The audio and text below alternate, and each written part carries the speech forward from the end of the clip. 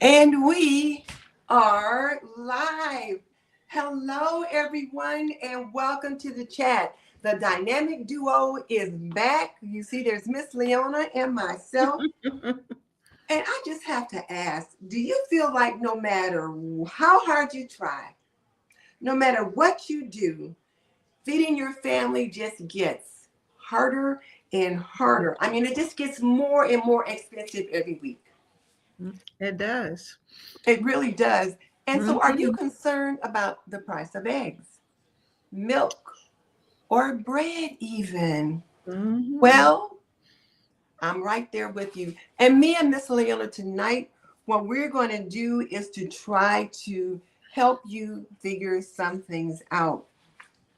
And I have to tell you, I went to Kroger this week just to get a carton of eggs. That's the only reason I went. Now, I did come out of there with a few grocery bags of other things, but I had a Kroger coupon that I get in the mail frequently. Once a month, they'll send us a set of coupons that you Mhm. can use, and it usually includes a carton of eggs for free. And Mhm. the last month, I let that coupon expire. But at the price of eggs today, I thought, I am not going to let that coupon expire. So I went to Kroger to get a carton of eggs. And I went early in the morning because I wanted to make sure I got some, because I had heard a few Mhm. people say they went to buy eggs, not at Kroger, but in other stores, and there weren't Mhm. any. Since I hadn't been in Kroger in a while, I didn't know what it might be like. So we went early and I was able to get eggs. And to tell you the truth, the egg case was pretty full for the most part. Like from That's this section here down was pretty Mhm. full, but maybe just a little bit right over here with their their simple truth, and Mhm. the organic ones and some of the cage-free ones, some of the more expensive ones. Some Mhm. of those there weren't quite as many, but for the regular eggs, regular Kroger eggs, there were plenty. So I did that. So, and I have to tell you, for some reason, hubby has been wanting eggs every morning. We had scrambled eggs or eggs easy over 3 days in a row. So I said, look, I'm going to have to start rationing eggs in this house. I mean, at the price of eggs, we have to see, what do we need to do? Oh, they're funny. They are so funny. I mean, just all of a sudden. So let me just go ahead and say, welcome, homemakers. This is a very important episode of Homemaking with Denise. And this is our bi-weekly show, Homemaking with Purpose, where we bring to you the best tips, tricks, and information for today's homemaker. I am Denise Jordan, your host of Homemaking with Denise, and tonight's show, Homemaking with Purpose. And with me is my YouTube sister, my sister from another mister, Miss Leona of Life of a Home Cook. And her channel is called Ebony, Ivy, and Thyme with Mhm. Leona Dooley. And she is a home cook extraordinaire. So let us know where you're watching from, and then tell us, what is the price of eggs where you are? Tell us about your last grocery shopping trip and the price of eggs where you are. So I got this carton of eggs for free at Kroger Wow. with my coupon. All There's right. a little coupon, and they come in a little envelope, and I have them somewhere. I don't know where they are, but I used that one. And then I got this one for about $3.59. Now these are medium brown eggs. And Mhm. we had about 6 or 8 dozen of these medium brown eggs on the shelf. They might have had more in the back. Mhm. But I had another coupon for 70 cents off Mhm. any brand of the Simple Truth.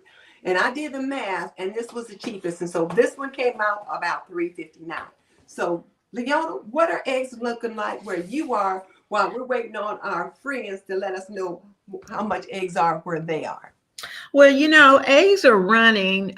If you're going for more of a specialty brand, and particularly the brown eggs, then they're going to be anywhere from $5.50 up to $7, depending upon the store that you go to. Mhm. Now, if you're getting the store brand, then in most cases they're running about $3.50 to $4, and But what I did notice the other day was I went into Walmart by chance and I was just checking their eggs to see what they had and how much they had. They seemingly had a nice supply, but not as many as they would normally have. And so, what was low were the specialty eggs.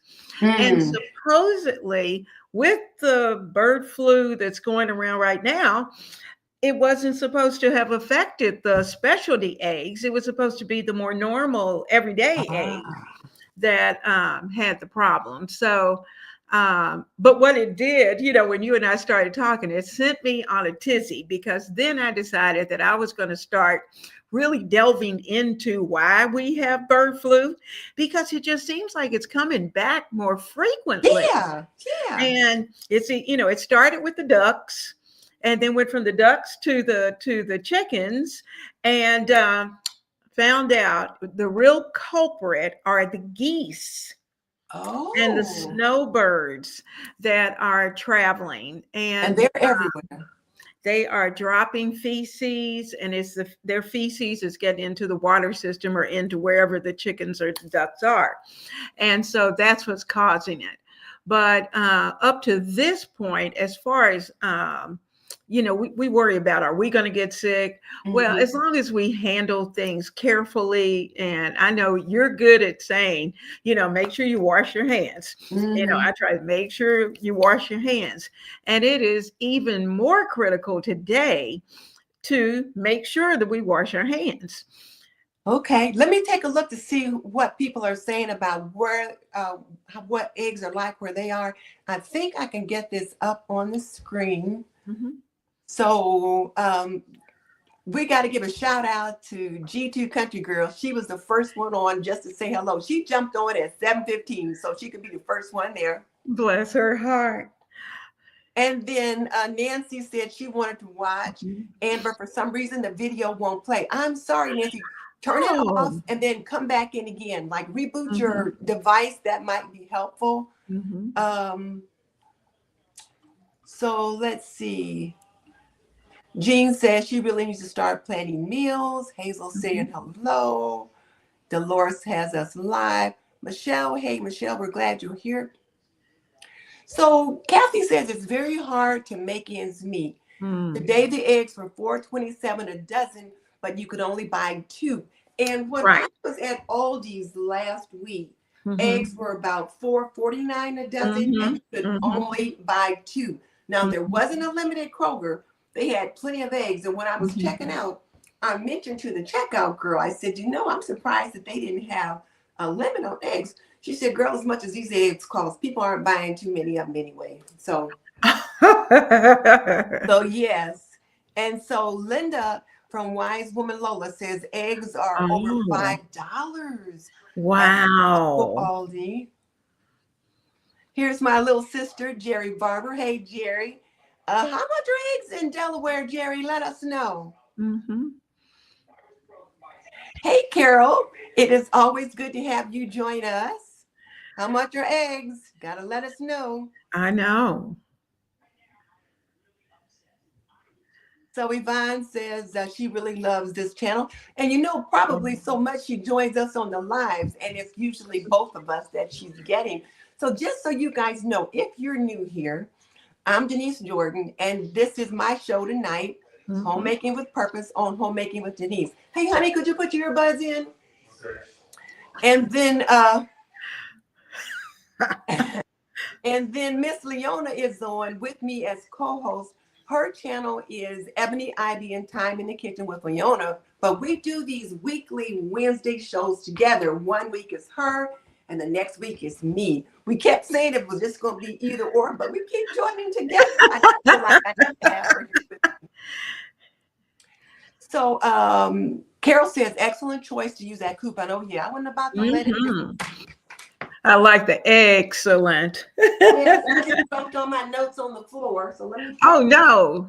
I was leaning over and I was pushing them while I was talking, and I guess I was so busy trying to get hubby to quiet down, I knocked them over on the floor. So, And this is the day that I had everything here, so I wouldn't have to leave the camera. And then I knock everything on the corner. Now, one thing I do is number my pages so that if they do fall on the floor, I can get them back in order quickly. So Dolores says, get a hen. Now, you know, in the neighborhood that we live in, you're not allowed to have chickens or anything like that. But we do Not have at all. a few people who kind of snuck some chickens in the backyard.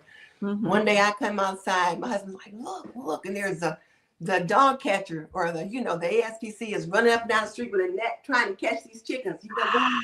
I wouldn't mind having more chickens about now. I get it.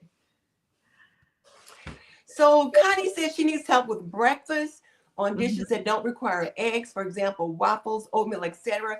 Leona, let's come back and let's answer that. And we do have some ideas for that, but we're going to come back to that. And of course, here is our BFF. Yes. Ethel. So she's saying hello to both of us. So Dolores said an 18-pack was $11. Wow. Wow. Well, you have somebody who's down who paid more than 11. So keep moving. Oh, do we? Yes. Go down to Tam. She bought an 18-pack. I think I saw it, and it was $14. Tommy Bites, hello. So nice to have you join us. $6 in Minneapolis. Is that where that is? Southern Cal eggs. So she said she hasn't bought any since it went over $7. The last time she checked, they were $8 or $9 a dozen. Woo! One of my YouTube friends says, I think she's in Florida. She said eggs were about $12 there. I think is what she said. Oh my goodness. Tommy says 12 count, 3 to 450, 60 count, over $20. Woo! Yeah. Wow. Oh, there's Tam. $14 for an 18-pack organic and brown eggs. I tried to reason quality as a justification for purchase, but having to buy 4 to 5 at a time. Ooh. And then Tommy says her chickens are laying, so she doesn't have to worry about that. That's good. And Mitty T-Pay. Okay, so I'm going to stop looking at those right now, and I guess we should get back into the topic of the day. But as you can see, the price of eggs is pretty high. And, you know, we think about what's going on in the world that can cause some of that. And what are some of the reasons why we need to be concerned? So the bird flu and millions of chickens being destroyed is one reason why some of the eggs are higher in prices. Right now, there shouldn't be any problem with the supply chain other than the fact that, you know, chickens either have been destroyed and, you know, they can't lay if they're not here. The other thing that I was thinking about, and I was telling you earlier, my heart has just been heavy. And when I heard that the president had put a freeze on all federal grants, my thought was school lunches and boys and girls clubs. They feed kids in the afternoon when they get out of school, and Head Start, and they feed kids breakfast. And when I say school lunches, really most schools give breakfast and lunch. So sometimes the best meals that kids get a day is the meal they get in school. So I was really concerned about that. However, I did see on the news just before we got started that order was rescinded. So right now we're safe there. Well, I can tell you this, Denise, a friend of ours works in Head Start. And yesterday they had received a notice as of 12 noon that at 5 o'clock yesterday afternoon, that was supposed to be the end of their job. Now, of course, that was before the judge put a stay on it, you know, to hold it. And so, but still, they went home not knowing whether or not they were going to have a job, but they were going to close the doors of Head Start as of yesterday afternoon. Well, luckily, all of that has been rescinded right now. We just have to really pray that that doesn't happen. Absolutely. And, yeah, okay. So, and I got papers all over the place, so let me try to stay on top of things. So, okay. So we've already said hello. So let's talk about one of the things that you ladies can do. And I shouldn't say just ladies, you homemakers, because I know you've got a couple guys that like to join you. And I've got a couple that like to join me, is that we have to start with shopping our pantries, shop our shelves. And when we talk about shopping your shelves, you want to do an inventory of your refrigerator, your freezer that's attached to your refrigerator, your upright or chest freezer that you might have in another part of your house or out in the garage, as well as your pantry and your four corners pantry. You want to make sure you do that before you head to the store. And one of the things you want to think about is, do you have any items that need using up? So I shopped my fridge, and let me just show you a couple things that I found when I did that. So I shopped my fridge, and I found that I had a half a cabbage in there. I had made cabbage soup last week, and I had this half a cabbage left, so it needed to be used up. When I went out in the garage to take the freezer, I happened to look over on the shelf where I keep some like cool weather things out there. This squash was on the shelf. So I'm like, okay, I need to be using up this squash. So there was that. And then I've had this loaf of bread in the pantry for not quite a week, but it's starting to get, just a little bit older, and I don't want it to spoil. So these are things that I need to use up. So when we say shop your shelves, take a look to see what you've got. Also, now right now I happen to have this whole big bag of rice out here. But what if that rice was just, just a little corner of a rice, maybe just a half a cup or something like that? That would be something else that I would use. And then when I look back here, I can see I got about this much oatmeal left in this container. So I should use this oatmeal up before I get some more out. So, however, that's a reminder, though, that that's something that I need to put on my list, because one of the things that Granny Karma always says is 2 is 1 and 1 is none. Yes, I none. learned that the hard way last week because I was feeding my cat. You guys know a cat has me. I don't have a cat. The cat has me. And I went to feed the cat, and I picked up the last carton of wet cat food on the shelf. And I thought, wait a minute, there's no more? And I realized that, they come 12 in a carton. This was number 12, and I didn't have another box on the shelf. So we had to make a run the next day to buy cat food. For the cat that you don't have. Right. That has me, because that's for me, like to feed him at like 7, 12, and 6. So it's like, okay. But there's that. And the other thing that when I looked in my freezer, you guys might remember, if you saw my video where I bought a turkey at Aldi's for $7, and then I froze it into 6 different sections, and then I also had 2 meals off of that. Well, these are in the freezer, and so I can use those up. So there's that. I found a half a banana back there. I have this thing, like, I don't usually eat a whole banana. I'll cut it in half and just eat half. Hubby won't eat the other half. He'll just leave it there. He'll get another whole banana. But I thought, okay, tomorrow I can make oatmeal for breakfast. I can kind of saute that half a banana and put it on top of the oatmeal as a sweetener or something like that. Do you ever freeze your bananas so that you can use them in a smoothie? I do. I will freeze them, but I just had that one little half left. We'd used up all the rest of them. But yeah, I do that. So Leona, what about you? What's on your shelves that needed using up? Oh my goodness. Well, I'm so glad that you asked that question, because just before I'm babysitting this week.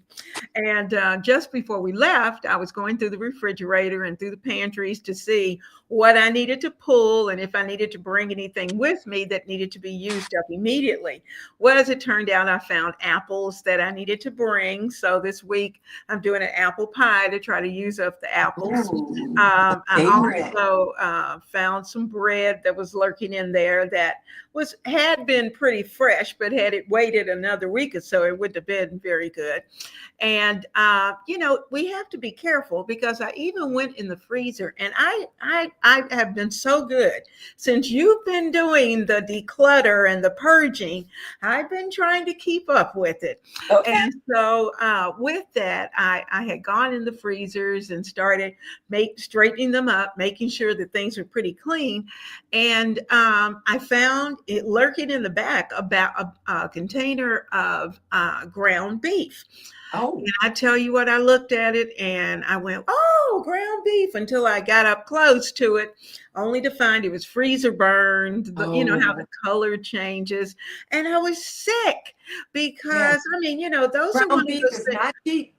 Oh, it has gone up tremendously. So, that's one of those things we don't want to waste.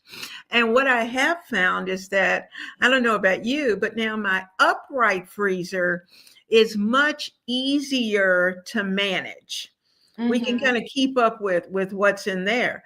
But those that are more of the ones the chest type, it's easy to lose food down in the bottom. And that's easy, even sometimes with the little baskets, keeping the baskets in there to try to make sure that we're not losing products down in our freezers. So I'm going to have to do better at going through there. Now, I'm good with the regular pantry of making sure the canned goods and all that are up to date and using those. But Lord have mercy.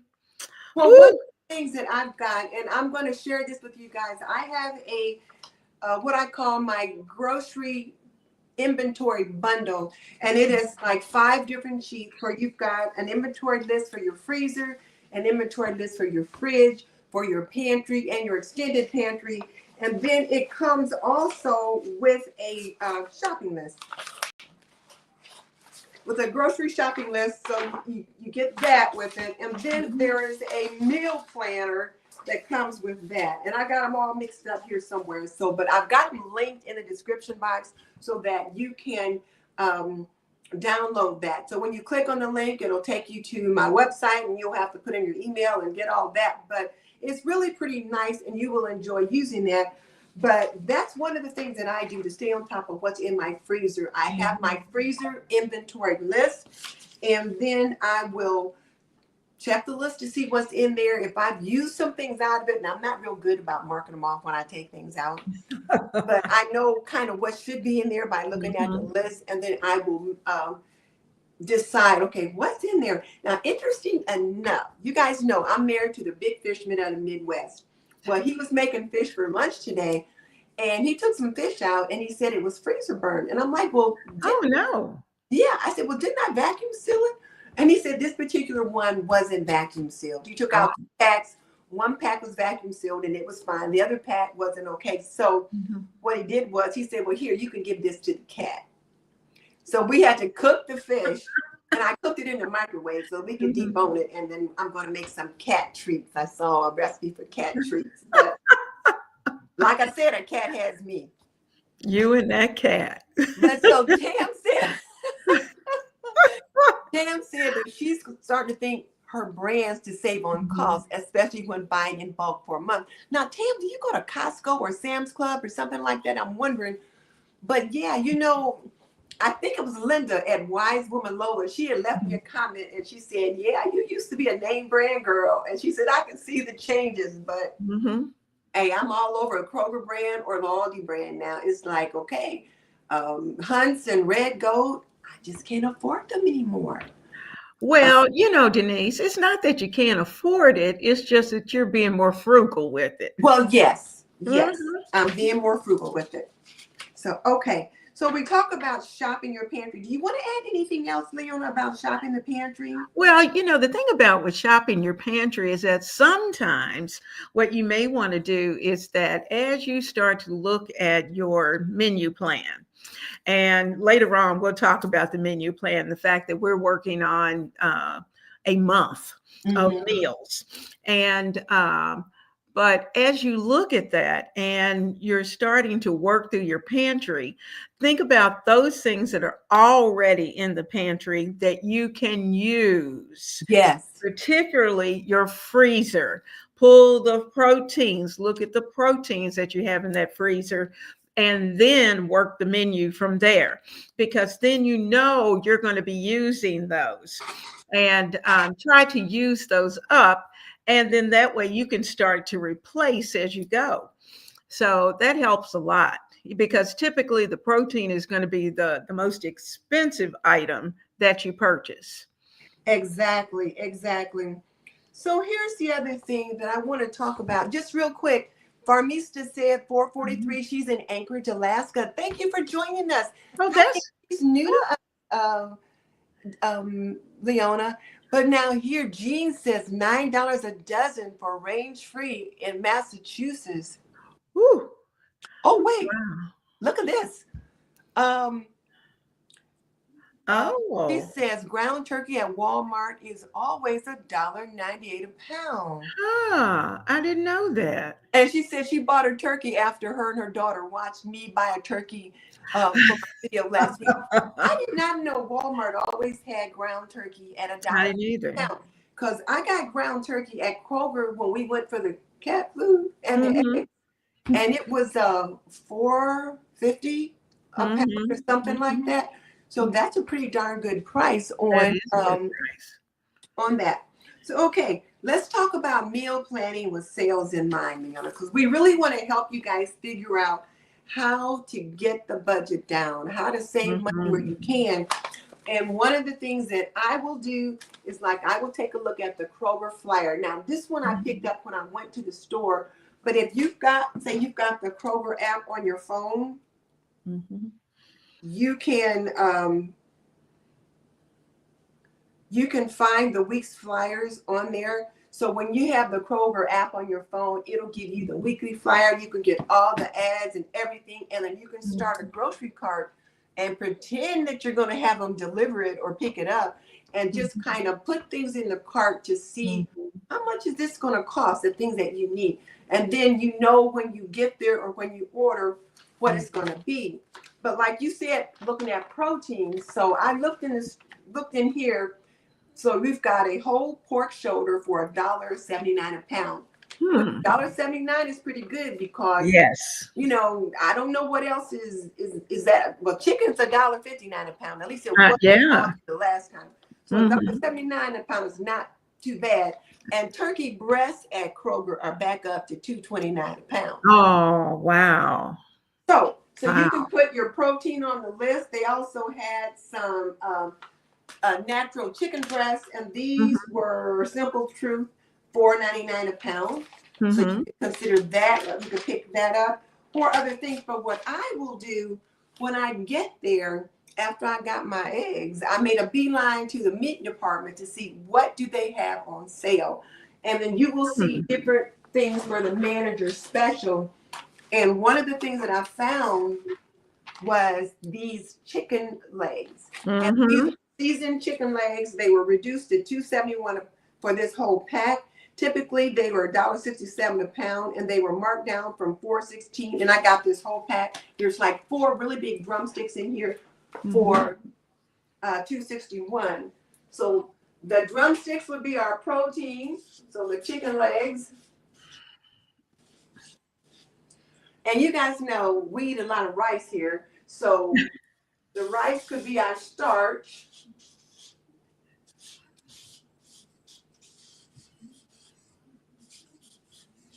And then we need some kind of veggie.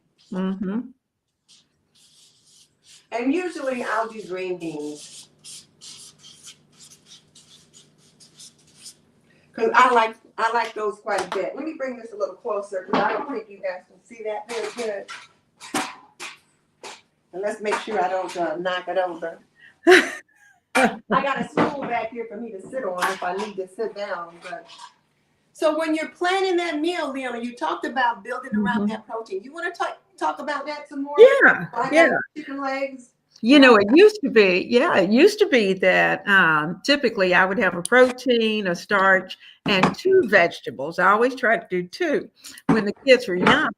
But as times have gotten a little tighter, and things are changing, and I have to be honest, Denise, some of the changes that I'm making are not so much for me, but it's the mental part of me of just looking at the fact that I don't want to be greedy.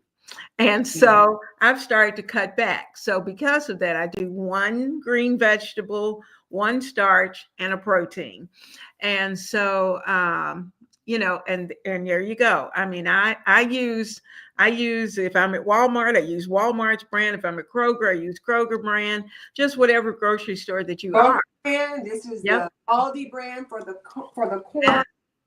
Now let's talk about if you're trying to cut back on the meat, because sometimes your protein is going to be your most expensive part of your meal. So what can they substitute for that?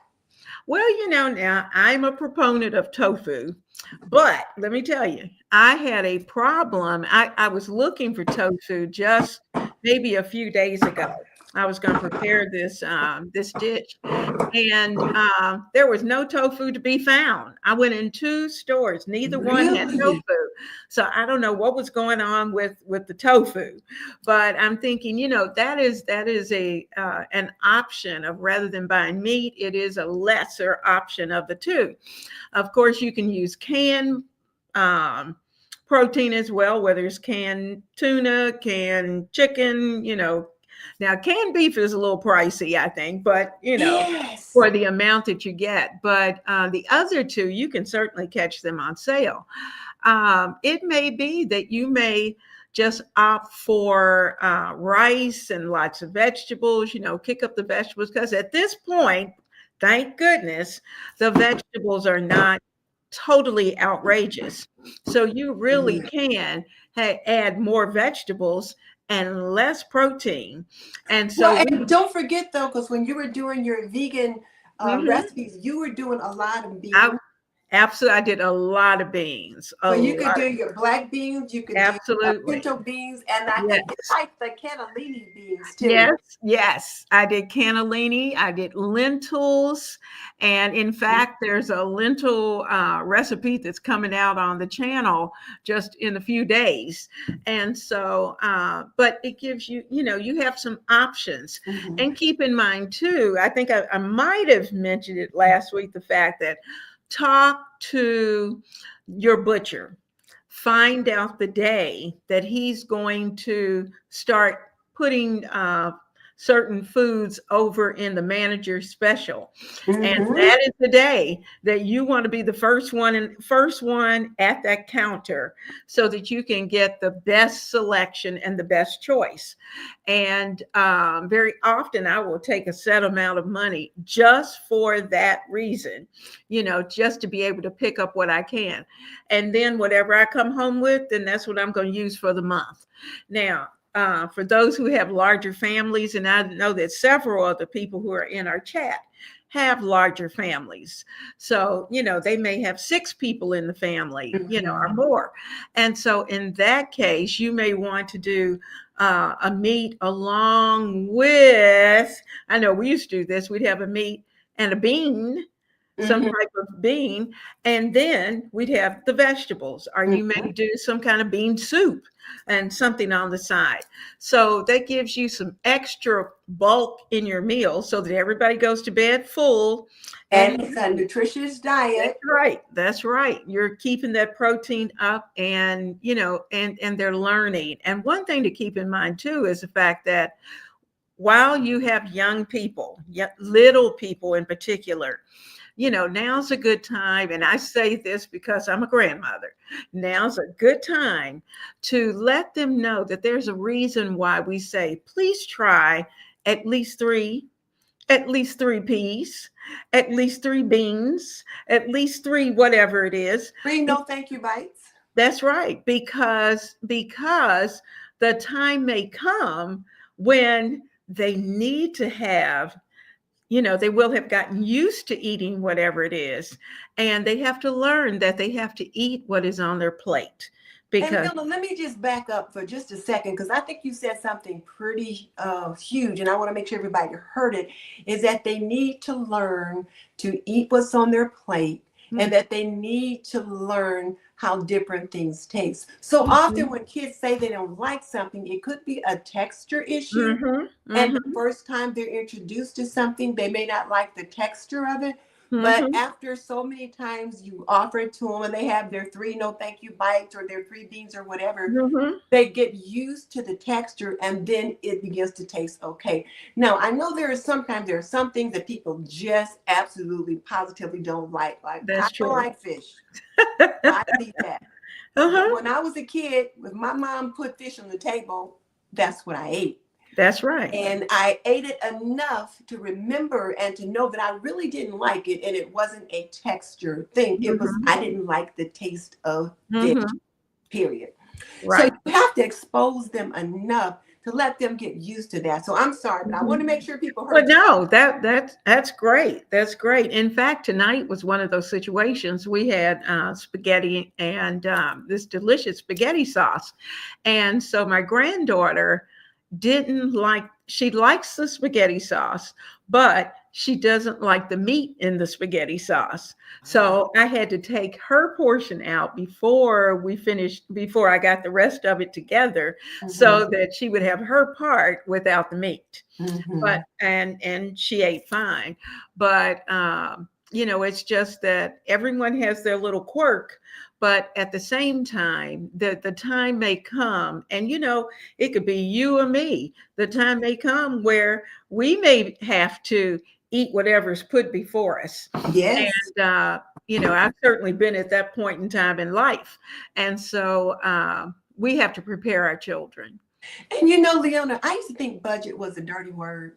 It was like, I thought, I am not going to be budgeting what I buy at the grocery store. I work every day. I'm a grown woman. I'm going to buy what I feel like buying. Me too. But times are not as they once were. And I no longer work outside the home. When you're working full time, you've got a lot more disposable income. But when you're retired, it changes. If you've got kids at home, little mouths to feed, that changes things. And then prices weren't as crazy then as they are now. And so I think it is something that we really have to think about, is making a budget. So you said you would take that cash with you to the store, and then that was what you would spend. Now, here's the thing about taking the cash with you to the store. You can only spend what you've got. That's right. If you take that debit card, it's real easy to swipe it. Okay, so I went over, well, I'll pay it back next week, but it's real easy to do that. But if you take that cash, all you can spend is what you've got with you. So that's one of the strategies that you can use to save at the store, is to shop with cash. The first thing we mentioned earlier was to shop your shelves before you go to the store, and then make your list. And now let me just reintroduce us, because we've got a few people that just joined us. So if you're just joined us, I am Denise Jordan, your host from Homemaking with Denise. And with us is my co-host, Leona Dooley from Ebony, Ivy, and Thyme in the Kitchen. And her bi-weekly show is called Life of a Home Cook. And we are trying to help homemakers figure it out. Between the two of us, we have over 100 years of homemaking, and we can certainly tell you a thing or two, like been there, done that, bought the t-shirt. So, we can certainly help you guys out with that. And at the end of the session, we'll answer some questions about that you may have. So we'll be sure to do that. But so starting with the budget, and then sticking to the budget, and also having the grocery list. Now, how can you make sure you stick to the grocery list? Well, now here's my thought. First of all, and I have to think back, and this is where I keep going back to when I was a young cook and didn't make the money that I ended up making, later in the career. And I had a car payment that was half my check. It was one of those deals. So, but as you know what your expenses are, and you know what is going to be designated as your spendable money for your weekly groceries, whether it's weekly, bi-weekly, depending upon how your paycheck comes. And that's an issue. But from there, then you're going to make your list, your wish list. That's what I started. It's a wish list of what you'd like for it to be. And then you start to look at what you have already, and always shop what you have already. And those are the things you start to eliminate. And then from there, then you start to go either to, nowadays it's all about the phone. You can go on the phone, check your store that you love. Yep. Check your little stashes of food wherever you have, and see what menus, what meal ideas you can come up with. And so I have been on a tear with $5 meals. So we're going to have to check out your channel for the $5.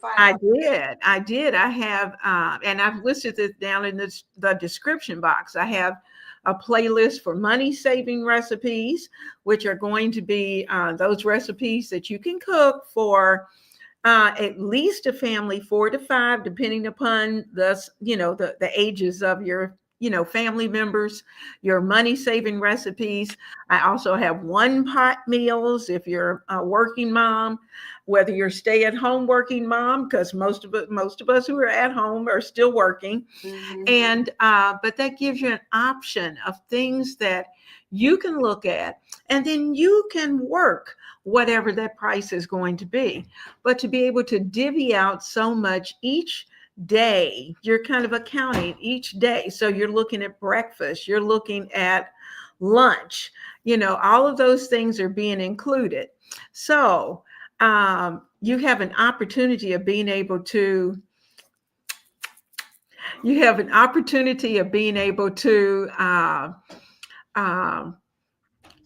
I lost my thought with those kisses, but you have an opportunity to be able to put your meals together, have them on paper. When you write it down, there's a mental commitment to what you're doing, and that's critical.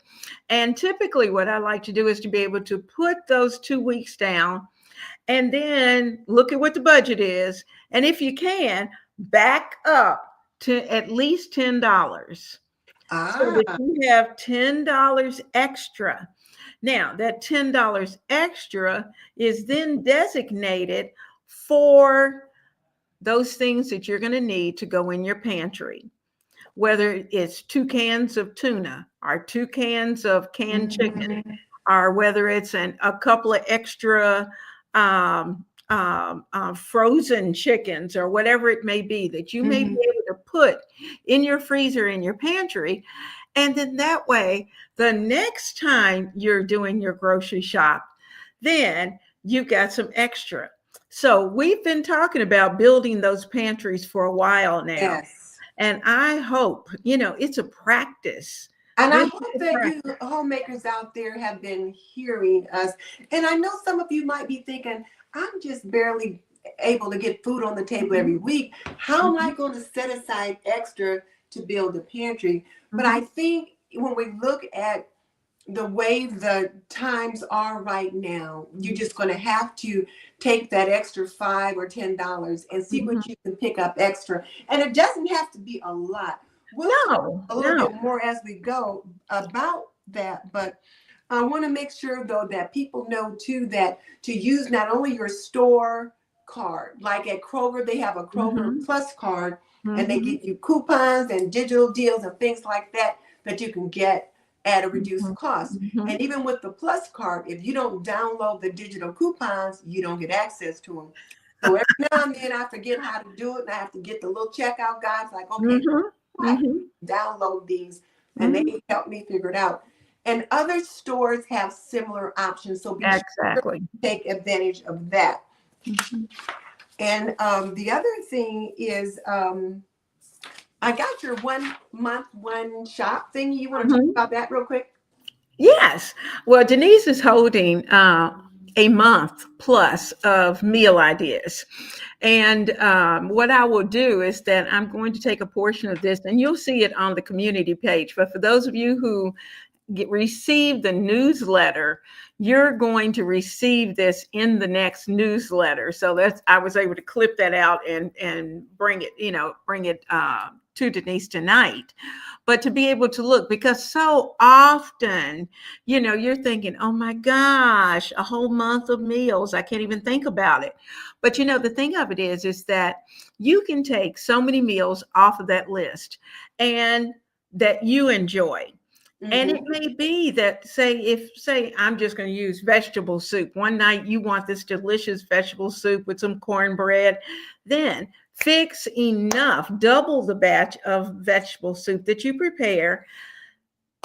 Use if it's not Brilliance or it's Snapware or it's whatever your favorite containers are, put half of that in the freezer. So after the 15th of the month, bring it back, and that's another night of dinner. Yes. 2 nights of dinner. So, when you're preparing particularly crock pot meals and those kinds of things, and some of those one pot meals, you can prepare enough to be able to see those crock pots. And, I find that if my crock pot is huge, then I'm going to have a huge batch. Well, one of the things that you always talk about, and I started thinking about that, is you always say, use your tools. So Absolutely. use your tools. So your crock pot is a tool. So I can make like crock pot chili. I can make some kind of a stew. I can make all kinds of things in the crock pot. And there's just 2 of us here. So typically, whatever crock pot meal you make is going to serve 4, 6, or 8. And so I'm going to portion aside part of that and put it in the freezer for the next week. And then maybe we'll have some of that for lunch the next day.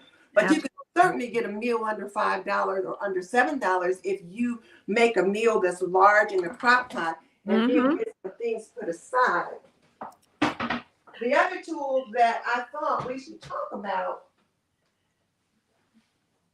was the Instant Pot. Absolutely. Because you moms or dads can get something on the table pretty quickly at home during the week. Let's say you come in from work and you got to get something on the table. You can get something on the table pretty quick with this Instant Pot. But I like the idea you mentioned earlier about being able to pull something out of the fridge or the freezer that you've already prepared. Well, too, the thing about the Instapot, the good thing is that if you're one who takes maybe a Saturday afternoon and preps the vegetables, put everything for whatever that meal is going to be in, say, a Ziploc bag, then you just take that whole Ziploc bag, empty it into your Instapot, and bam, you're ready to go. Now, this is the surprise character of the night. Miss Denise just found hers.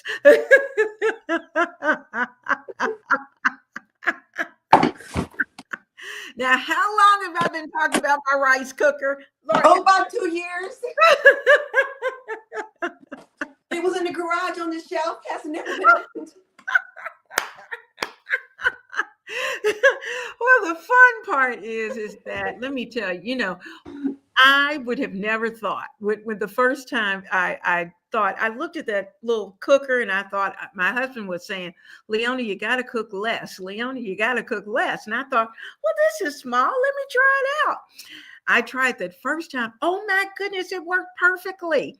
And I still had enough left that I could make another meal with it. So it's the perfect size. So use your tools and use them. Sometimes you have to step out of the box. Literally. I'm going to put this note up here just because we've kind of been alluding to this. And how do I save money on meat is so expensive? And I think that's an important question.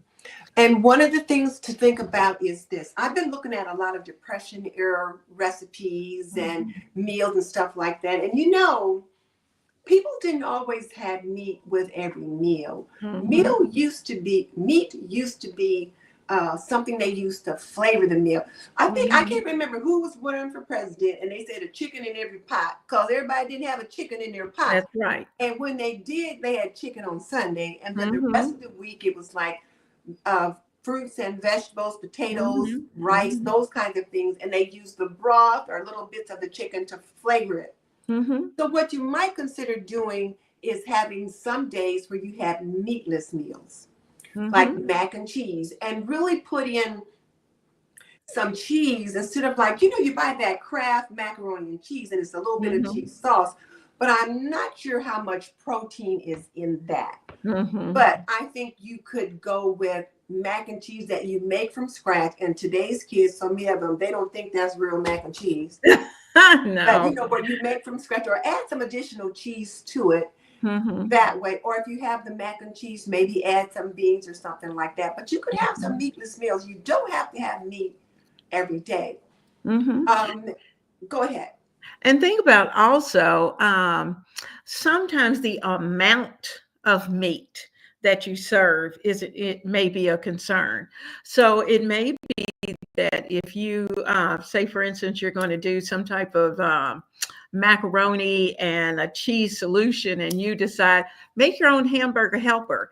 Use a half pound of hamburger, cook it, throw it into it, and create your own hamburger helper that you can do from start. And then you still have another half pound that you can use, say, in a hamburger soup, or as a topping for tacos, if you have or nachos, if you have a nacho night. And I know Miss Denise does not Taco Tuesday. Taco Tuesday. And so, that's an opportunity to be able, it doesn't take a lot of meat to put the nachos together. And so sometimes we have to rethink. Now, I love beef stew. But yes. Oh my gosh, I picked up the normal size package of beef stew. And when it said almost $40, I just about fainted right there at the butcher. And I looked at him, I said, you have got to be kidding me. $40 for this? But what I did, I ended up breaking down, I rethought, and I brought it home. I portioned that baby out because technically, according to the nutritionist, we're only supposed to eat 2 fingers worth. That's your 2 ounces of beef. And so if you eat that 2 portions, those two ounces, then you really can portion that beef to stretch it to whatever you want it to be. So you have options. I think sometimes some of the things that we have been very with the turkey. You say portion it out. So when you portion it out, you're going to cut it up, and then you're going to, vacuum seal it, freeze it in some way, and then have that put aside so that you can make something. So you can make beef stew one day, you can make beef vegetable soup another day. Absolutely. You could do, I think we used to do beef stroganoff when the kids were. I make beef stroganoff, but all kinds of little dishes that stretch. So those are ways that you can save on meat. You don't have to have meat every day, number one, and you don't have to have as much. And I know a lot of times we'll give the men in our family larger portions because they're bigger and they can eat more. And I can certainly see us doing that. But if we put all that meat in a stew or dumplings or something like that, they're going to get filled with some other things. So that's something we can try. And I'm sorry to interrupt you, but I saw that. That's fine. Jump on that. So, okay. Let's see. Deb says that Eglin is there's a lawsuit or something. A lawsuit. I don't know anything about that. I don't know anything about that because I like Eglins as well. So now here's something. I think this is a good question. And she wants to know, or he, does any one pot meals without rice or pasta? And I think, I've got this one cookbook here for one pot meals. And you can use, like, instead of using spaghetti, which is pasta, you can use spaghetti squash. You can it kind of strings out like spaghetti. You could do potatoes in a one. Potatoes are big. You could do corn as a starch because even though corn is a vegetable, it's pretty starchy. So you could do that. Or you can even use the zucchini, the little zucchini curls. And, so you do have some options with that. As far as the one pot meals go, it could be that you just plan it to have the protein, the vegetables, and a starch on your one pot, whether it's a one, one tray, something that you roast and put in the oven. And then that way you just won't serve it with rice or pasta.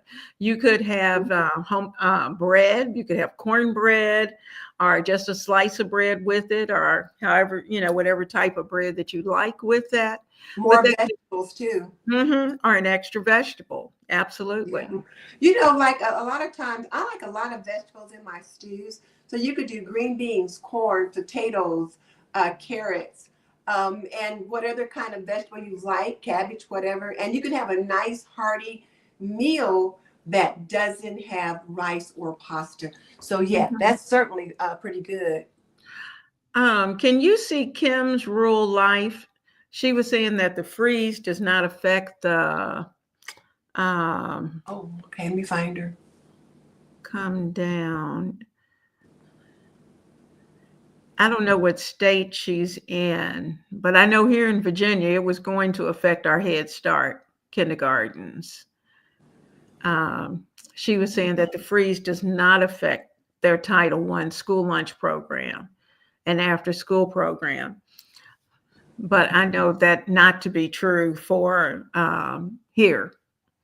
Yeah, I heard on the news locally too that that freeze was definitely going to affect school lunch programs. So, and I know someone who was standing in the classroom who got the word.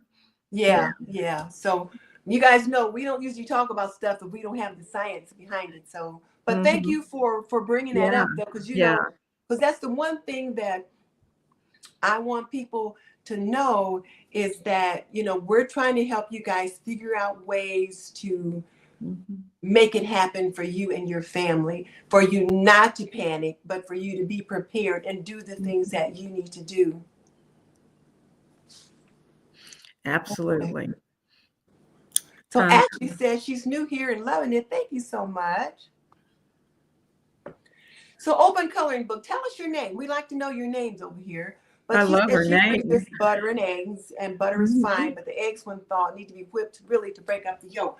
I'm going to try and freeze some eggs. I meant to get ice trays when I was out, and I didn't, but I did look that up, and you're supposed to be able to just put them like in a little ice tray, ice cube tray, and you can like whip it just a little bit, and then sprinkle it with a pinch of salt. That was supposed to help make the yolk not be rubbery. Texture. I looked it up online, and this is what it said. I can't remember the site that I looked at, so I probably shouldn't be talking about it since I don't have the site. But I plan to try to do that, and I'll let you guys know how it turns out for me. But I've heard that they turn out pretty well. Yeah.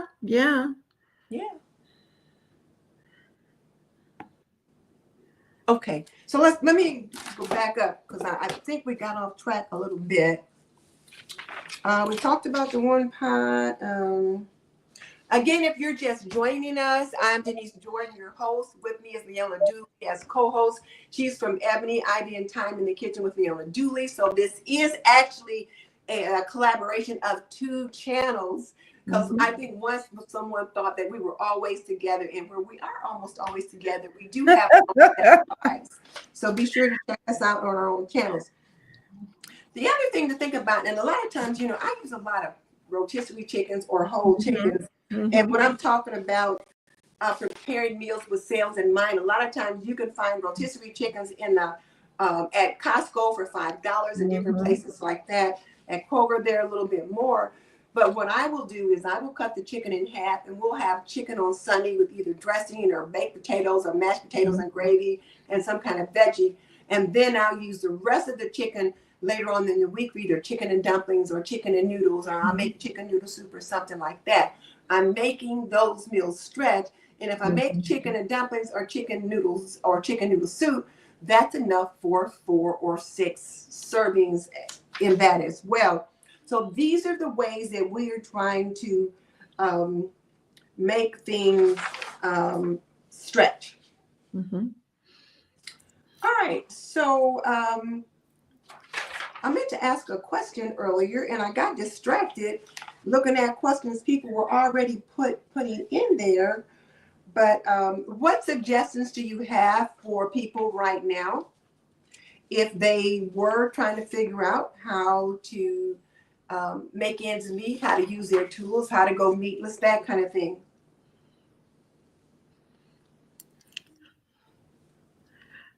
And we're waiting for people they can jump in and let us know what their thoughts are in that regard. Also, I guess we have to also talk about breakfasts and some inexpensive breakfast ideas and lunch ideas. And some of you in the chat, I know you have young children. What are some of your ideas as far as lunches? Because I did see someone who was saying that they had they were at home, a stay-at-home mom, and they were thinking about, what do we do for breakfast? What do we do for lunch? Now, I have to admit, we are an oatmeal family. It seems like, we kind of, our meals in the morning center around oatmeal, particularly when it's hot, our cereal. And when I actually prepare eggs and toast and bacon or biscuits, whichever it may be, then that's a weekend treat. And it may not happen but once every couple of weeks. So that's a treat. And so sometimes it's a mindset. I know Miss Denise does that too. There are certain things that are luxuries, and then there are certain things that are just the basics. And the good thing is that— Let's back up for a second, Leona. Let's talk about your biscuits, what you said are a weekend treat. If they're stay-at-home moms, maybe they could make those biscuits, because you talked about being able to put that biscuit dough in the freezer and putting it out during the week. So let's talk about that real quick. Yes, for those of you who are willing to make it. I know some of you did. Some of you went back, and Miss Denise and I, back before the New Year's, we made homemade biscuits here together. And my husband loved them. So many of you have had a chance to try the recipe, and that you've done it yourself because you've shared that information with us. But for those of you who are new cooks or young cooks, may not know how to cook, it's one of those things that we have been new cooks. And that's the thing. Keep this in mind. We haven't always had the years of experience that we have now. So we're sharing with you because we've had to travel the road. So those of you who are new cooks, try to learn how to prepare homemade biscuits. They're not hard, and they're quick to come together. Try to prepare homemade cornbread, because pancakes. Quick. And if you don't like it without sugar, then add some sugar to it. If you like it sweet, whatever you can tweak it. You can tweak that recipe. And the other thing too is pancakes. You can learn to make pancakes and waffles. Absolutely. A simple waffle maker. Sometimes you can find those at Goodwill or somewhere like that. Yeah. You purchase a waffle maker that's pretty inexpensively, and you can even purchase a griddle for pancakes. Pretty inexpensively at Target or somewhere like that. Or if you don't, just use your regular skillet that you have. But there you go. Pancakes, you can make waffles. But I like what you said about oatmeal. One of the things that I gave my kids quite a bit, we had cream of wheat, we had oatmeal, those kinds of things. And you can juice the oatmeal up. Oatmeal one day, you could put apples and pecans or that. Yeah. If you've got a nut-free family, then just put the fruit in it. Brown sugar. Oh yeah. Oh yeah. You've got options of things that you can do. And if you're trying to steer clear of, say, box cereals, like whether it's Cheerios, whether it's Captain Crunch or whatever it is, because of the sugar, you can do that by trying these other options. Now, what I did when my kids were young is that on Saturday morning, they like to have pancakes. So when I fixed pancakes, I fixed a ton of pancakes and layered them with wax paper and put them into a container, put them into the freezer. So all we had to do was to pop them out, put them into the toaster, and bam, we had pancakes, quick. And so they really enjoyed that, of being able to do that. So that gives you some options. And if you have someone who's, say, 8, 9 years old, they can help Yes. and like to help with the pancakes, the flipping of the pancakes. So that gives you a moment to be able to do something else. You're still monitoring, but you're working together in the kitchen to get it done. And now let me just say too, like I think you get on an important concept when you said you have to learn to make some things yourself. Mm-hmm. Moms and dads, you've got to learn to make some things. So like you said, the cornbread, the biscuits, the pancakes, the waffles. Mm-hmm. However, if you feel like, you know what, like I met a young lady in the grocery store a couple days ago, and she was expecting one. She had two very active little boys with her, and the other two boys were at school. 4 boys, and the new one was going to be a boy. I was like, Lord Jesus. Woo! I thought I had 2 boys, and I thought about how busy they were. So I thought boys are like little puppies. They are so active. But she said sometimes, because I was asking her, how does she make ends meet? I said, what do you do to stretch the meals? And she said, well, I'll make like maybe smothered chicken and rice, and then I'll make enough to have for more than one day. So I said, well, do you like make your own pancakes and things like that? She says, I know how to do that. She says, but I'll buy a box mix or something simple and just use that because, you know, I don't have the energy to do that, or I don't, you know, I'm just not inclined to do that by the time I'm done wrestling with the kids and doing all the things that I do. She says, you know, I just don't have the time or feel up to that. And that makes perfect sense too. It does. You can get a box of pancake mix, Hungry Jack or something like that for about $3. You can get the kind that all you have to add is water. And you can be good to go, and then just buy some syrup, and then you can make your own pancakes that way. So whereas we encourage you to learn to make pancakes from scratch, you don't have to. Absolutely. If you feel like, you know what, I just don't have that kind of time, I'm going to buy a box of Bisquick, it is okay. And then when you have the time to learn how to make those homemade biscuits, you'll be so glad that you did. But think about those. And there was something else that I wanted to mention. And I forgot what they are. So I'll come back to it. But one of the things, though, that we've been watching is changes at the grocery store and some products shrinking and different things like that. So those are things that we need to just to be aware of and just kind of start stocking our pantries to prepare for that. And when you're going to the grocery store and doing that shopping, one of the things you'll want to do is start at the perimeter. Start on the outsides of the store, not on the center. What's on the outside?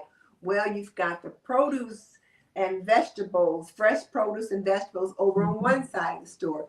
Maybe at the back of the store, you got the refrigerated section where you've got your meats and your dairy products and, you know, things like that.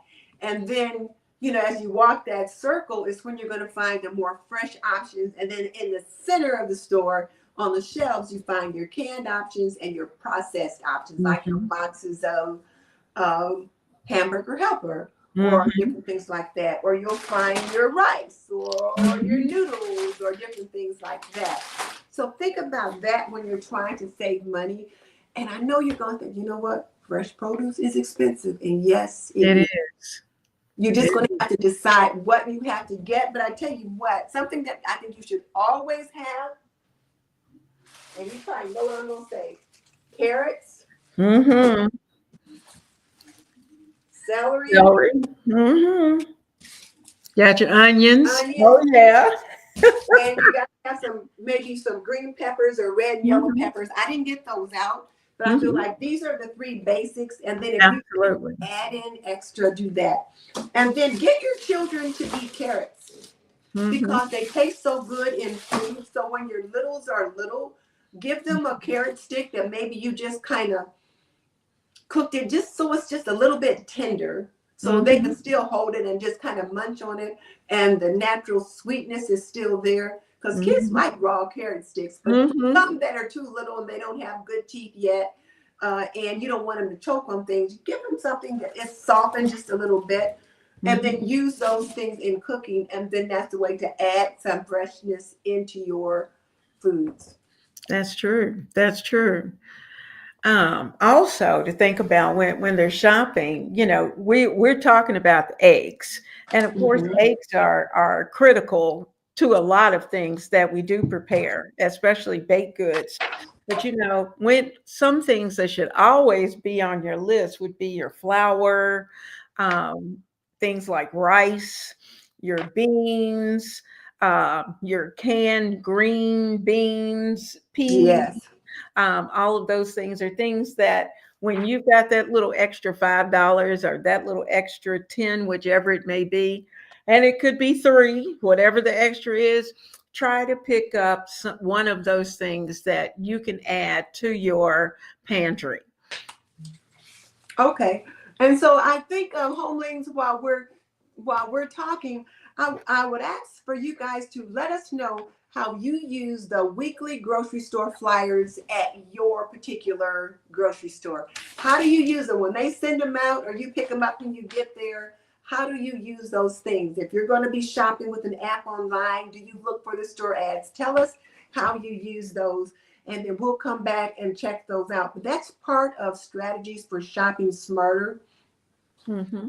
And then other strategies for shopping smarter is sticking to your grocery list. So you've created a list and you're going to stick to it. And I don't know, Leona, did you get the chance to tell people what's the big disruptor to sticking to the list? I can't remember if We talked a little bit about sticking to the list last week, but that's one of those things that you really do want to do is to make sure that you make the list, shop at home, and then once you either go out to the store or to have them deliver, I found that either delivery or pickup that I tend to stay on the list a little closer because once you go into the grocery store, you are tempted by all sorts of fun things that you might see. But also going in has an advantage in that you are able to take a look at some of the manager specials that may be offered, but you still want to stick tight to that list. It's one of those things. Keep in your mind, you've made the plan and you're going to stick to the plan. And the way I stick to it is to only take cash. Okay. And that locks me in. Okay. I see we got a super chat. And so I want to Oh, thank thank you. you. I We have must, two, actually. we have two. Yeah. Well, I just saw the one just now. It's from Bathsheba. And And Dolores. I haven't seen that one yet. I'll go Okay. down and look. But from Bathsheba, thank you so much. She Thank you. says fresh produce can be so expensive. That's why I have a vegetable garden. Yes, we try to plant things when I do when I can. Homegrown vegetables taste better, and if you get kids involved, they're more likely to eat them. I think that's a good thing. And when you talk about getting kids involved, even if you don't have your own garden, when you go to the grocery store, and if you have to take them with you, get them involved in helping to choose some of the vegetables. And then they can say, okay, let's try this vegetable this week. Let's try Mhm. that one. So they can expand their palate on veggies. But That's thank you true. so much. I missed that. But yeah, so there's that one. And you said there was another one? Let me see if I see it. Oh, yeah, there it is. Dolores Wilson. Dolores, thank you so much. We appreciate that. Definitely appreciate that. Thank you so Thank much. Okay, let's see. Um, you. One of the other things you can consider doing too is shopping at some of the ethnic markets. I Mhm. heard that sometimes you can get cheaper prices at those stores. So that's definitely something to think about. Mhm. So My let me, oh, Oh, go ahead. I was going to say my only suggestion with that, and that's only because I've run into this, and it may just have been the location. Be sure to check the expiration dates.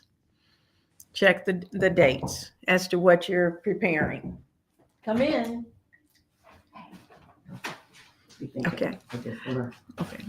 Go ahead, Denise. Okay. Mhm. So Open Coloring Book says when bread is getting old, she makes bread pudding or croutons. I think bread Mhm. pudding is a good one to make, as well as croutons. But I Oh yeah. love bread pudding. I remember when my mom Hmm. used to make that, and I made it a couple times for me and the hubby. Hmm. But that's a good way to use it up, and you can use it to have Hmm. a nice little dessert for you and your family. It So does. there's that. And bread crumbs to be able to use on something that you're making. Could be that macaroni and cheese and put a nice little crumb topping. Hmm. And then Nitty T is saying, tell an open coloring book to try whipping the eggs before you freeze them. And that is what I read online. Okay. Whip them up a little bit before you Hmm. freeze them. And Debbie says her cat lets her know if she's a second late with their meal. And they know when it's time to get their treats. Listen, at 6 o'clock, just before I came downstairs, Cat was sitting on the front porch right in front of the door. Open the door, he was sitting right there in the glass, like, okay, where's my food? So yes. Uh, so now Oh, Connie says she hasn't had ground beef in 3 months. She is the one that asked earlier about breakfast. right, right. Too expensive. We've mostly been eating chicken and pork because it's the most affordable. Mm, Connie, I look for the sales on the ground beef. And again, it's usually anywhere between $3.50 and $4.50 a pound when I find it. The manager mhm. specials, and you got to get there early. So yeah, and the other thing I think, like you said, Leona, is to maybe cut that pound in half and use half of it in one meal and half Absolutely. in another. You just have to stretch it and stretch it with other vegetables.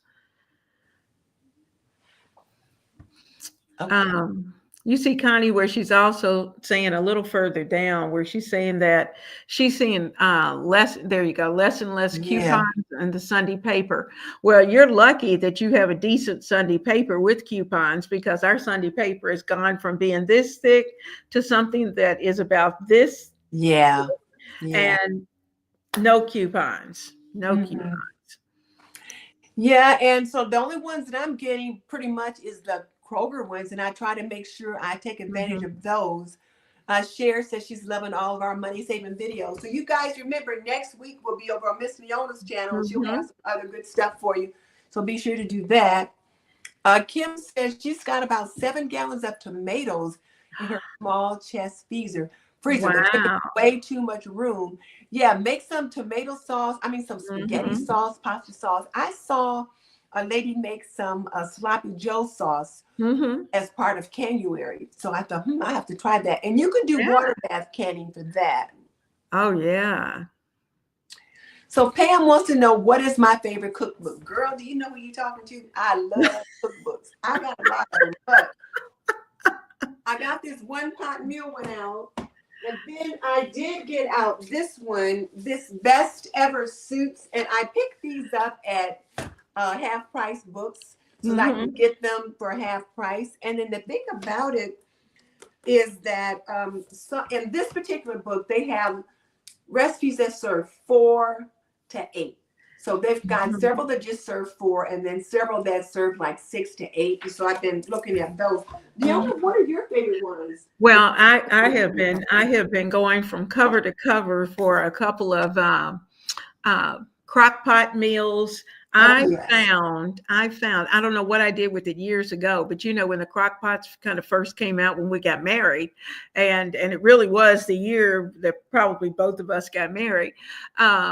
The original crock pot book that came out back in those days, and I found it, and for a little or nothing, and in fact, I think I got it at Goodwill.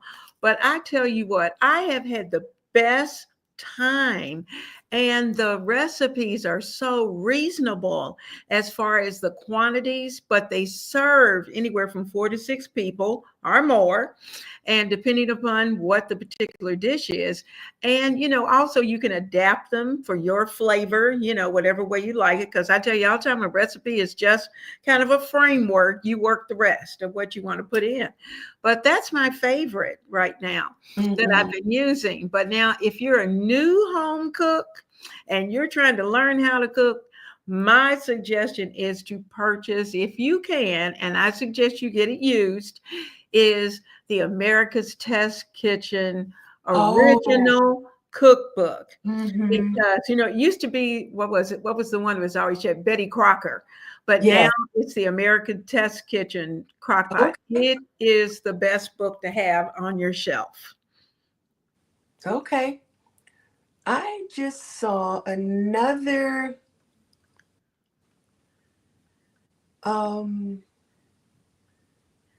Bathshua had a question and I was trying to find it and I think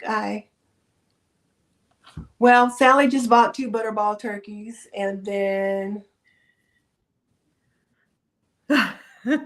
Tammy's listing while editing. Tommy, thank you so much for joining us. We appreciate it.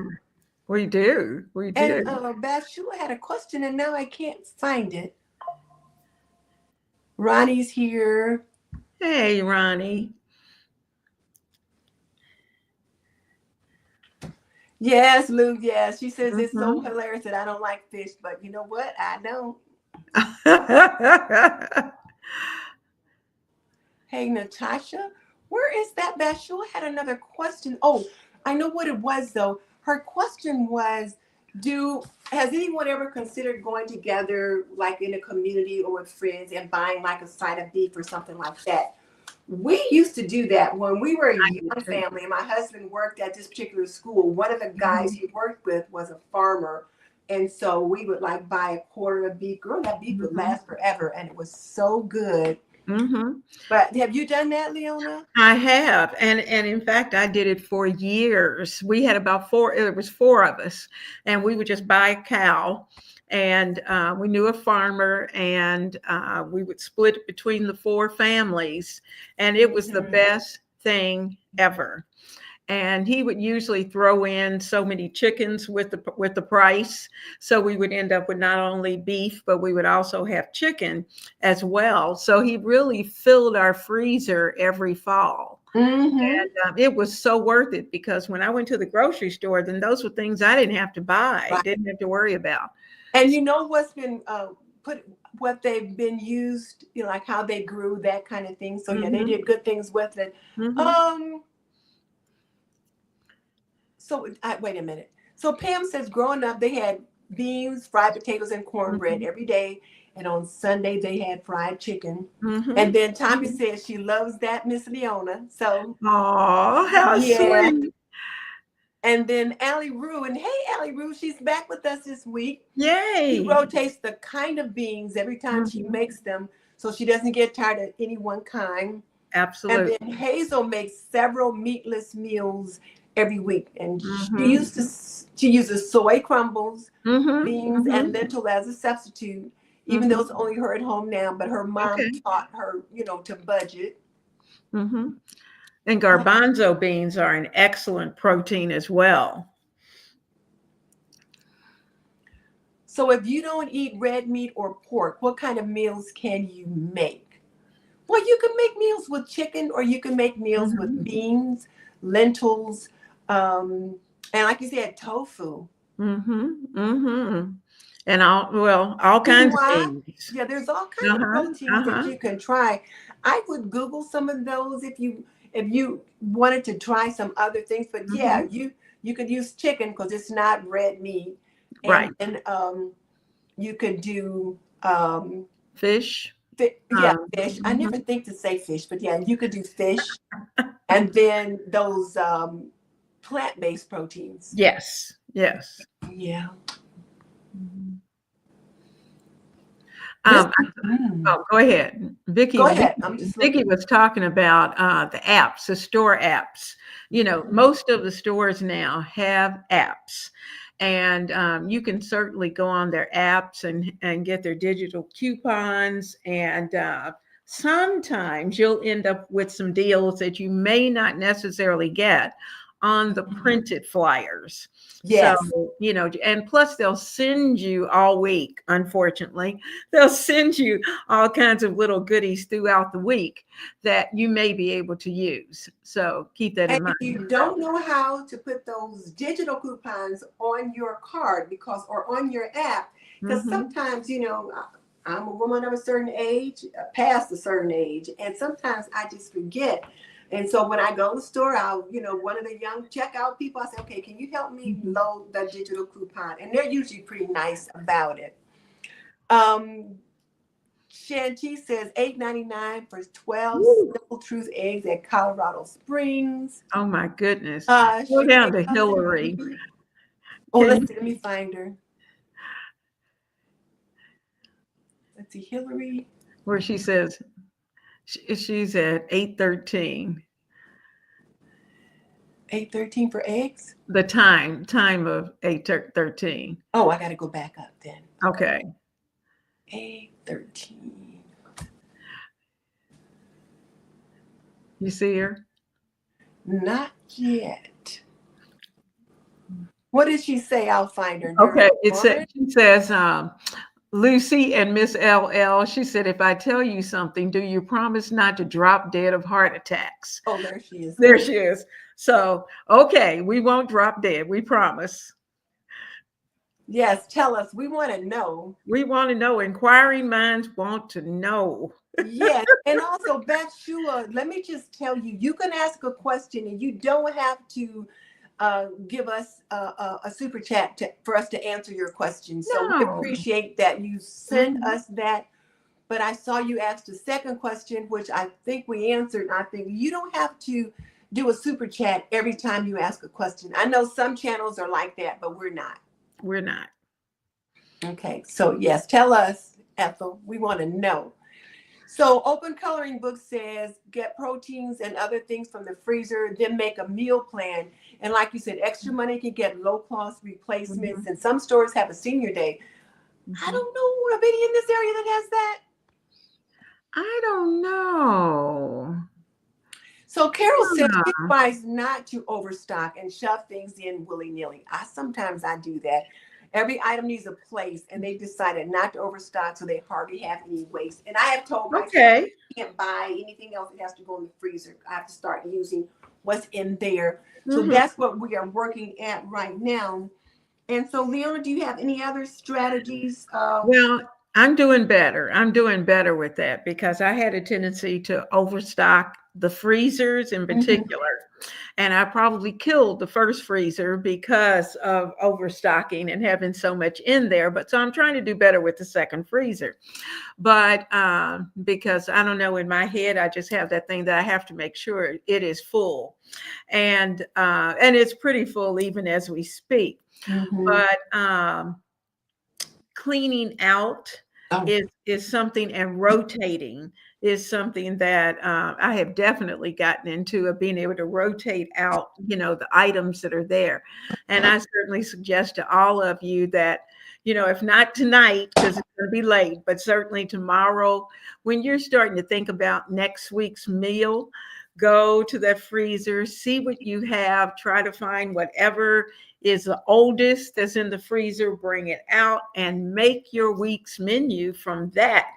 And I think if you haven't tried it, once you see that if you already have the protein, you will see your grocery bill just shrink.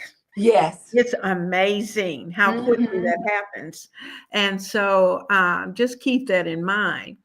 One person had asked, JC, I had asked if we'd ever tried Butler's soy curls as a meat alternative, or as an addition to a recipe. They're made of soybeans and nothing else. And they said that the texture is quite meaty. I have not tried that, JC, but I will definitely be on the lookout for it. And I'll try that because I do like to have several meatless meals per week. And because I used to think it was because I was younger, but now I'm at that age where I need to make sure I've got some healthy meals in there.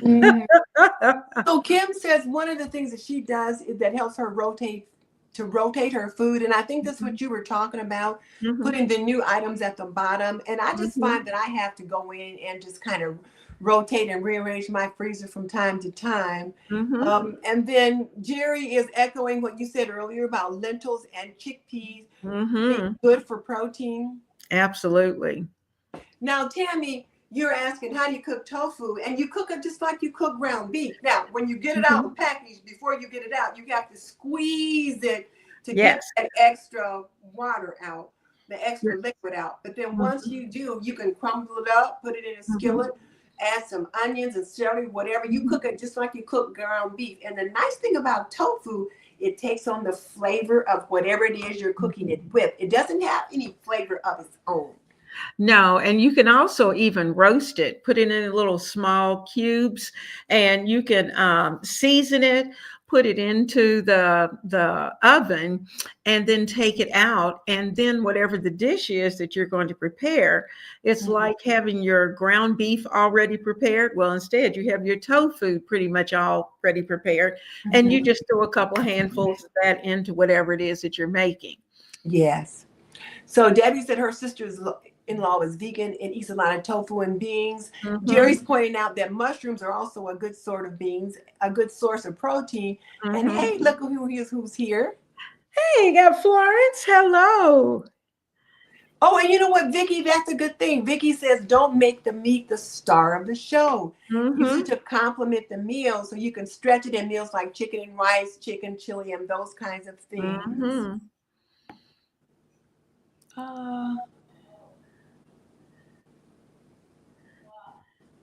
Somebody was saying something about, what do you do when the child actually throws up when eating certain textures? You know, that's a tough one. I think if they throw up, is it because they're not used to the texture? Is it because they're making themselves throw up because they don't like it? Yeah, I think you'd have to just kind of judge carefully, see what's going on with the child. You know, it could be that the texture really bothers them. If you see that it really does, then don't make them eat that thing. And then, I agree. Yeah. And especially if that's the only thing that they throw up from, then certainly it could be a texture issue. Yeah. Okay, let's see. Learning Miss O is here. Yes, Vicky. She says she has no problem sticking to her list, but she has to leave hubby at home because he wants to add other things into the cart. Me too. Exactly that. So Tori says her and her husband are new empty nesters. What are your thoughts about easy ways to cook smaller meals with a little leftover for the hubby without wasting food? That's just it, you know. And I think Leona and I are in that same situation right now. So like I said, if I'm cooking a rotisserie chicken, I cut it in half and we have one half for a couple days and the other half goes in the freezer for another time, or I make chicken and dumplings or something like that later on in the week. And as I mentioned earlier, you're going to want to make sure you have your storage containers so that whatever you make, you put half of it away, especially if you've got a hubby that doesn't like to eat leftovers. You might need to put part of that away so that when you bring it out again, he thinks it's something new, or you can make something new with it. Yes. And two, if you're trying not to make something large, then certainly I know what helped me to get to a smaller size was to use a smaller pot. And whatever the vessel is that you're going to cook in, just kind of reduce the size, because I was used to a big vessel. And so it took a little while for me to come back to a smaller size and to cook small.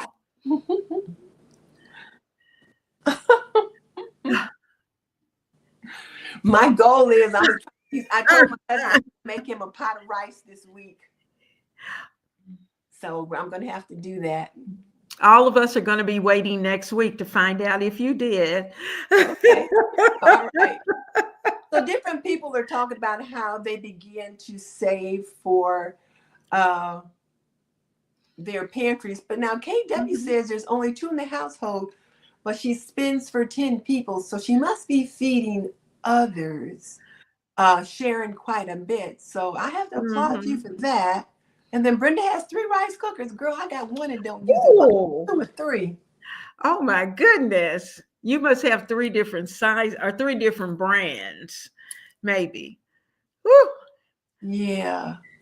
Let's make sure we got all the notes in, because I can just chat for a while. Well, we talked a little bit about the fact of using egg substitutes and in some of our cooking. Oh yeah, and that's the one thing I wanted to be sure to bring up. You know, we talked about how expensive eggs are, and you can swap out those eggs. And I've got some Judy's powdered eggs back here. And what I'm doing now is I will use these powdered eggs in baking. They bake up beautifully. 2 tablespoons of dried whole eggs plus 2.5 tablespoons of water is equivalent to 1 large egg. And you can't tell the difference in baking. So I'll use that for baking.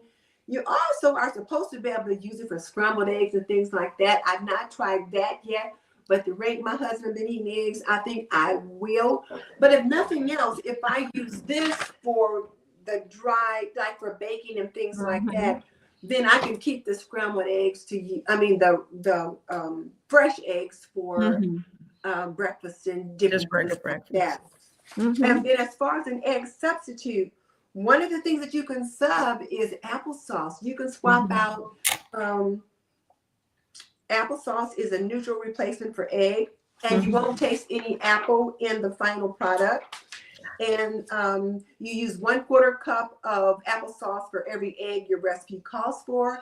And you might need to put in an additional teaspoon of baking powder to the dry ingredients. And you can find more information about that online, but this particular reference I got from Southern Living. And then you can also use flax or chia seeds as an egg replacement. And the chia seeds, I guess when you add the water to them, they kind of expand. And so you can do that with your eggs as well. And so you can certainly swap out the eggs and save your money there. And then, like I said, you know, maximize your savings by cooking smart. And when we talk about cooking smart, we're talking about cooking, you know, maybe cooking once and it lasts for 2 or 3 meals, or dividing that thing up and having smaller meals with that. So any thoughts on that, Leona? I think you're absolutely right. I also use the applesauce in place of oil. Say if I'm making brownies or certain kinds of cookies, then instead of whatever the oil or in some case the butter, I'll use applesauce. And typically you'll use like if it calls for a 1/4 cup of oil, then use a 1/4 cup of applesauce. And you find that whatever it is you're cooking is quite moist and you don't miss the oils at all. So, one other thing I want to be sure to mention too is that don't hesitate to take advantage of free food when you can. I just can't say that enough, because as I talk to more and more people and I found about the struggle that people are having to make ends meet, to put food on the table, don't hesitate to take advantage of free food. So now what do I mean by that? Well, sometimes you can get food at food banks.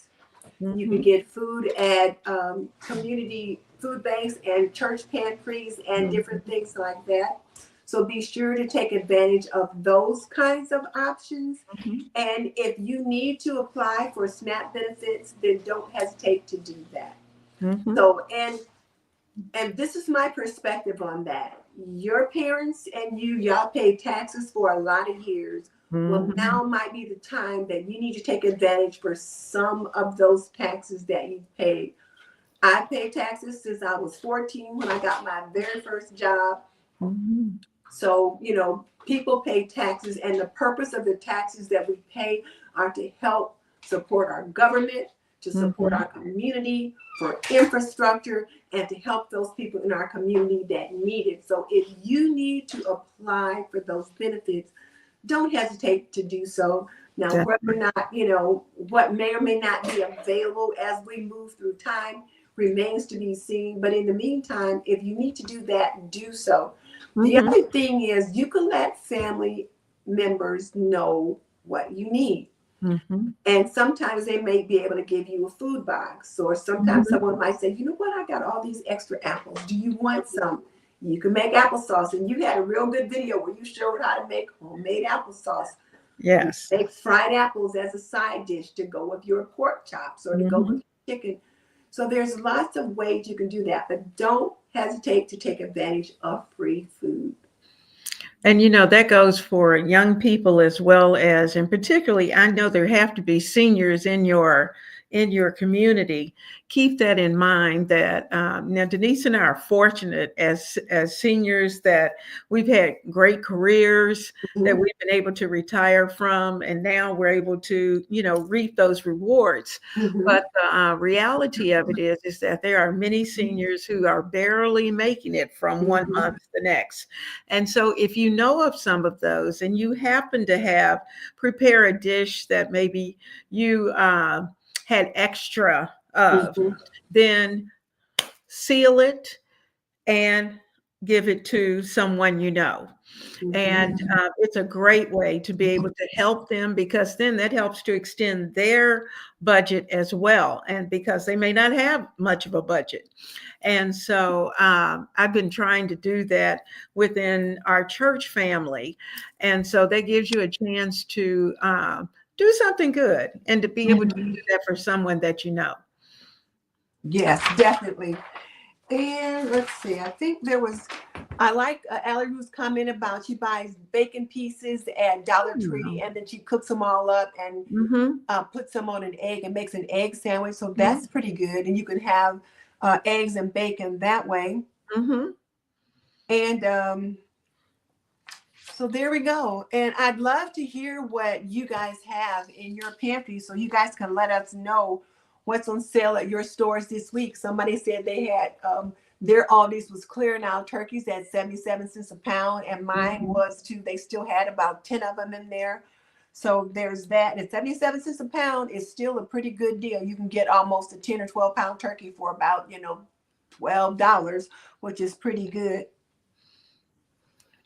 And then let us invite you to check out our 20 item capsule grocery haul. Now, what we have done, we each have a 20 item capsule grocery haul. Mm-hmm. And in each of our videos, it's like a capsule wardrobe. It is a collection of items that you can purchase that you always can put a meal together. Everything works together and you can just make a meal out of whatever's there. Mm-hmm. You're not wondering, what am I going to do with this? It's like you got something in that 20 item capsule grocery haul to do it with. And each of ours are just a little bit different because she's from Virginia, so she cooks in a certain way. I'm from Indiana, I cook in a different way. But many of the items that we have on the list are very similar. Things like tomato products and potatoes and rice and beans and pastas and different things like that you're going to want to have on that list. But do check it out. And then Joan says she strips down the rotisserie chicken, puts the meat aside for meals, and reserves the carcass for making chicken soup. She doesn't make the broth immediately. She puts the carcass in the freezer, and then she can make the chicken the broth later. Okay. Okay. And this person, Ron, said he was a chef, so he's glad of that. Aw. JC is saying he and Allie Rue are saying they wish they had a Kroger. Well, if it's not Kroger, you may have a Giant. It kind of depends on your locale as to what your particular grocery may be. And but find the one that you like. And that's the main thing, finding the one that you like and that offers the most to you as the consumer. And that's important. Yes.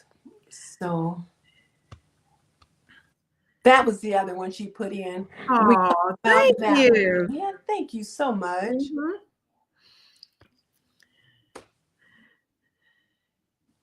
Okay. Old crock pot cookbooks, the very best from the 60s and early 70s. Yeah, those are pretty good. And then the ads online. Yeah. Oh, I think we did that one. Yeah, we talked about the soy curls. Hey, Tiffany, how you doing? Good to have you here.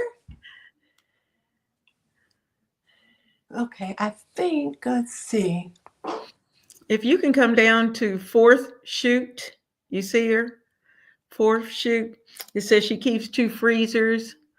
And so she has one freezer for her new purchases, and then she works out of the second freezer. So that's kind of cool. That's kind of cool. And then that Oh way it yeah. helps too. Mm-hmm. Mm-hmm.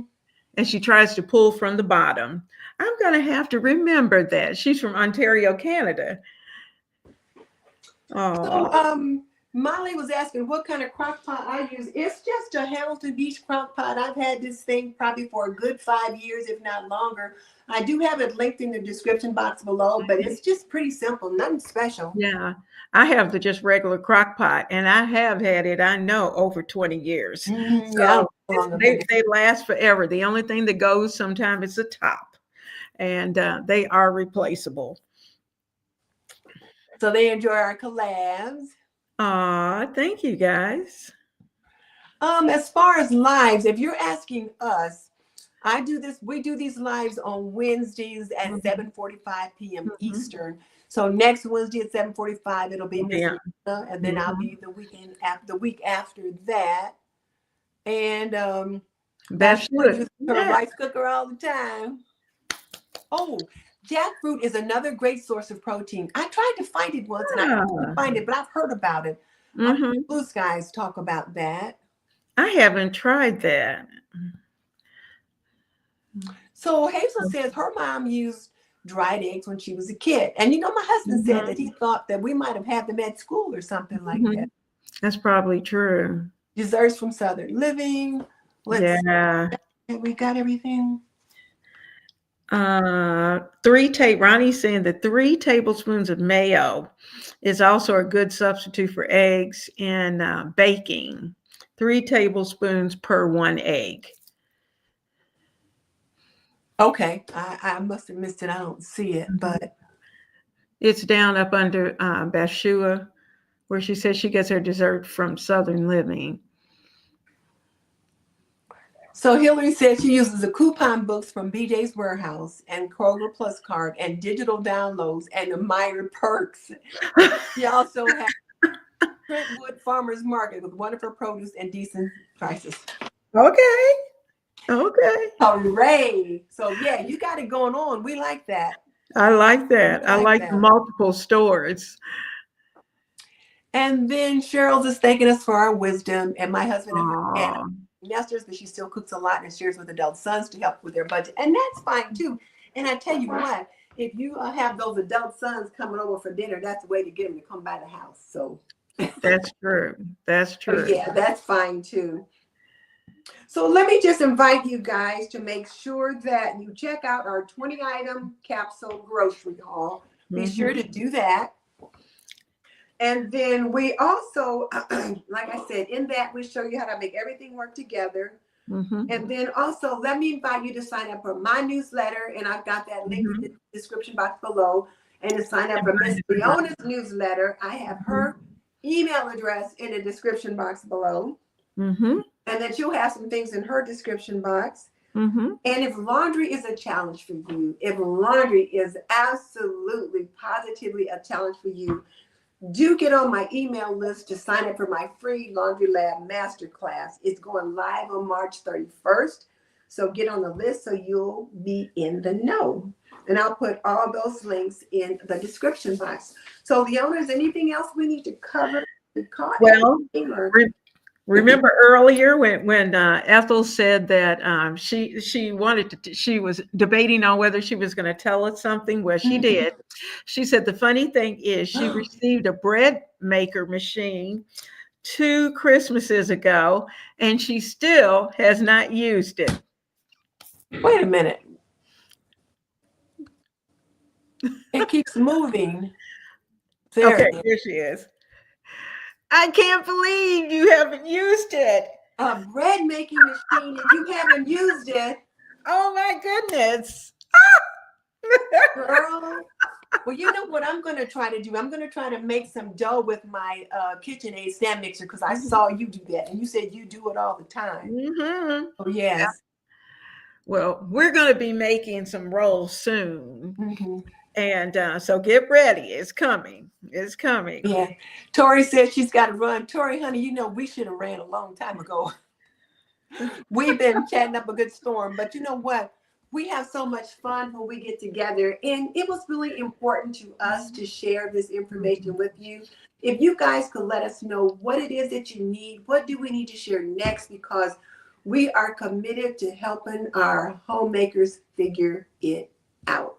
Those young cooks, you know, you've got to learn how to make some things, and Miss Leona is committed to helping you learn how to do that. So please let us know what you need. And if you're on the replay, leave us your comments in the comment section below. And I think it's probably about time to wrap it up. I think my husband's tired of being put on mute. Yeah, and I've got a cat here with me, and she keeps purring around my legs, and or either I get the little paws and the claws. So I'm gonna let her out. All right, so let me go ahead and we will see you guys next time. Leona, stay there for a second. All righty.